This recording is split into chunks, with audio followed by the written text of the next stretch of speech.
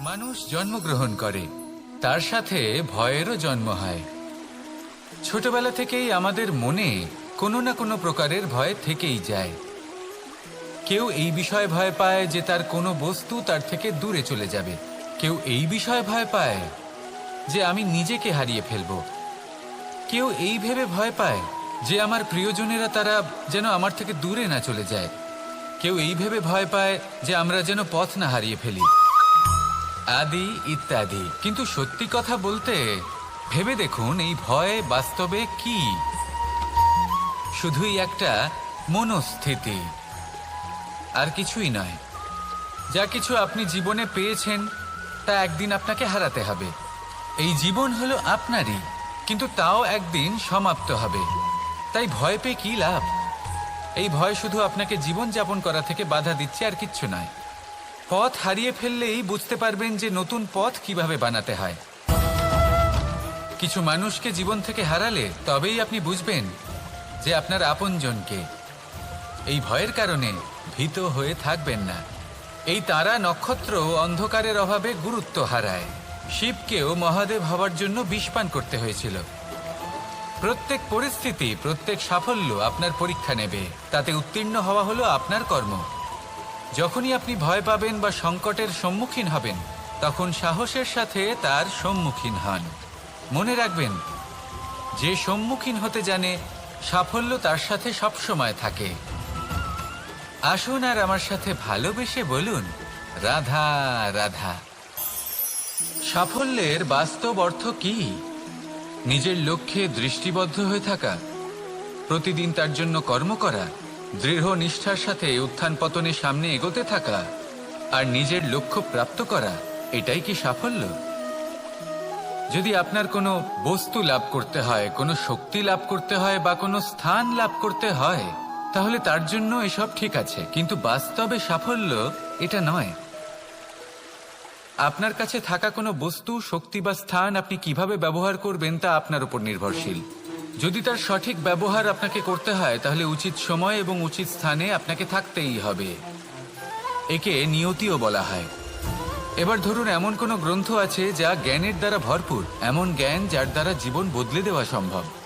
এবার এই গ্রন্থ যদি এমন কোনো ব্যক্তির হাতে পৌঁছয় যিনি নিরক্ষর, তিনি কি এই গ্রন্থের সদ্ব্যবহার করতে পারবেন? কখনোই নয়। সেই জ্ঞান দিয়ে নিজের আচরণ পাল্টাতে পারবেন? কখনোই নয়।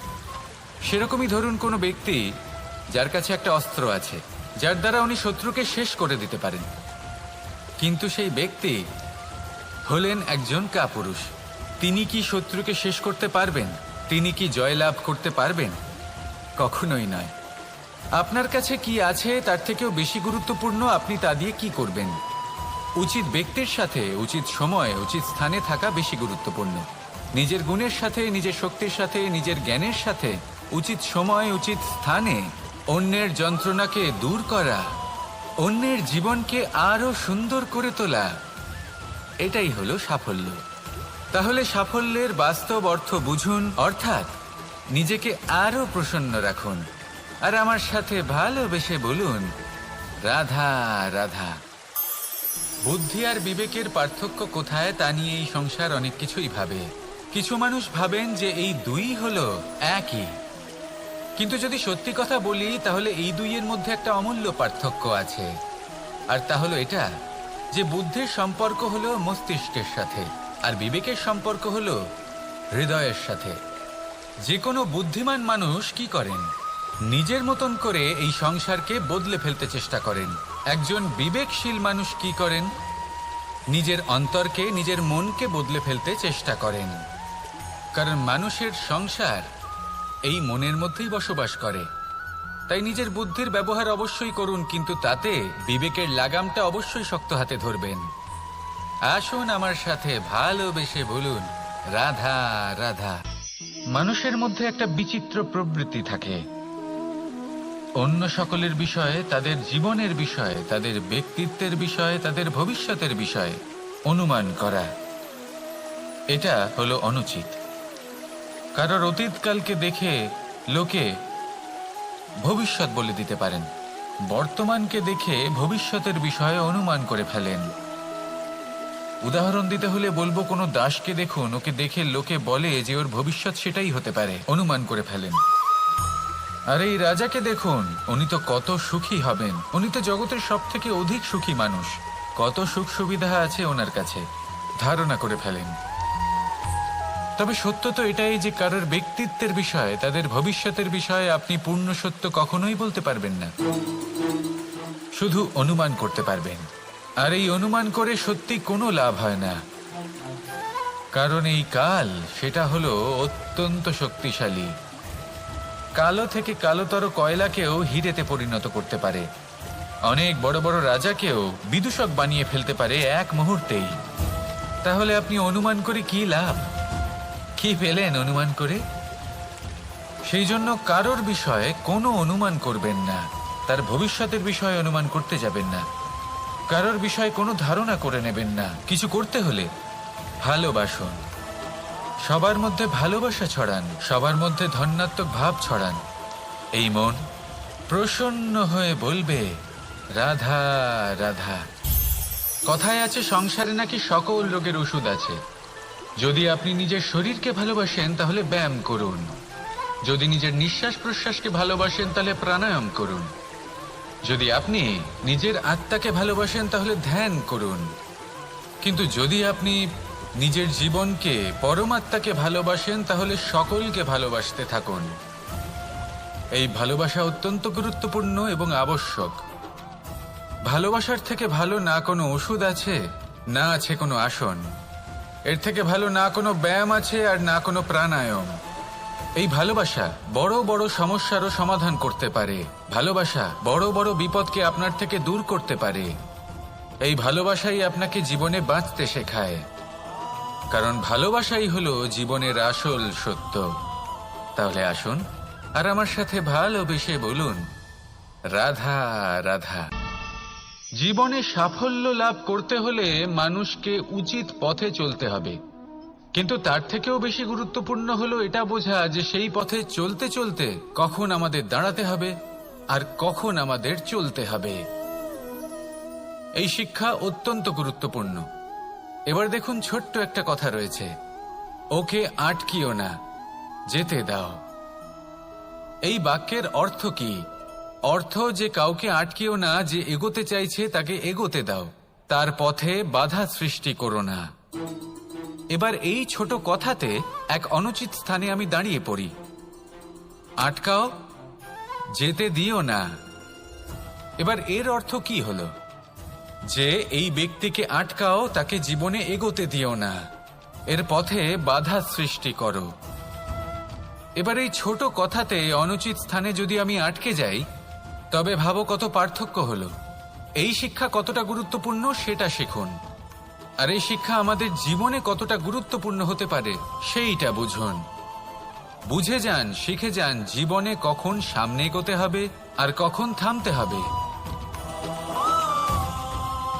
মন প্রসন্ন হয়ে বলবে রাধা রাধা।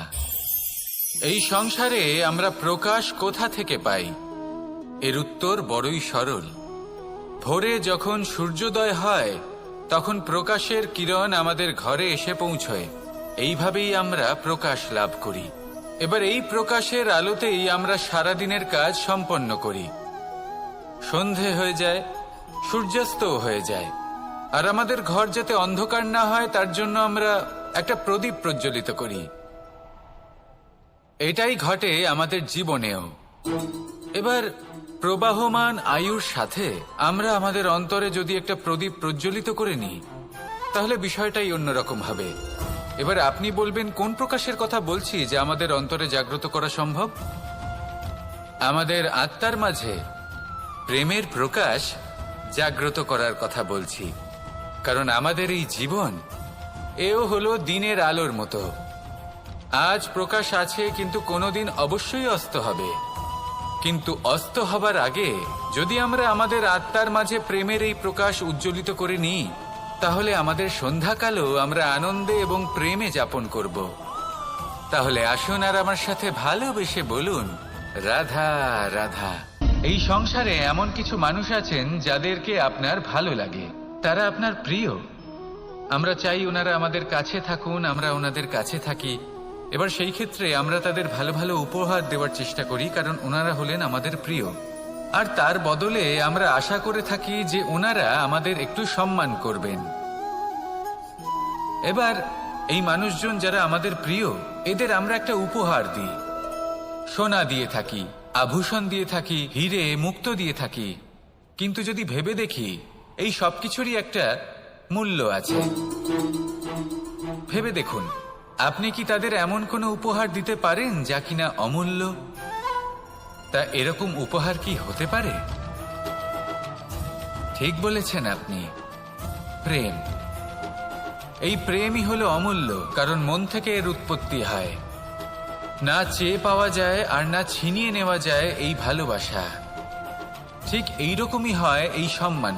যদি সম্মান করো তাহলে মন থেকে এবং ভালোবেসে করো, ভয় পেয়ে নয়।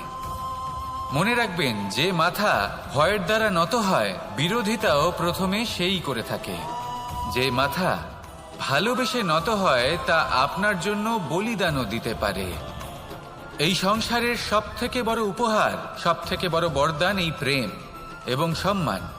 তাকে সম্মান করুন আর আমার সাথে ভালোবেসে বলুন, রাধা রাধা।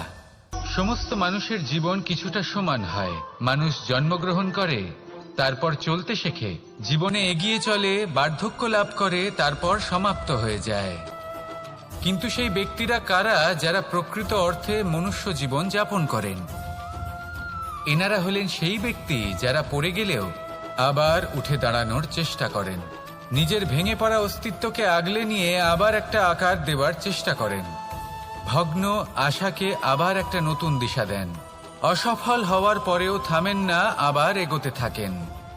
অসফল হওয়ার পরে যদি আপনি থেমে যান, তাহলে সাফল্য আপনার সামনে অপেক্ষা করে, কিন্তু আপনি তা দেখতে পান না। তাই জীবনের সংঘর্ষে অংশগ্রহণ করতে শিখুন। জীবনের সংঘর্ষ থেকে পালাবেন না। আসুন আমার সাথে ভালোবেসে বলুন, রাধা রাধা। পরিস্থিতি কখনো এটা ভালো থাকে, আবার কখনো মন্দ হয়ে যায়। কখনো এই পরিস্থিতি আমাদের পক্ষে থাকে, আর কখনো এই পরিস্থিতি অনুযায়ী আমাদের চলতে হয়। কোনো বিকল্প থাকে না।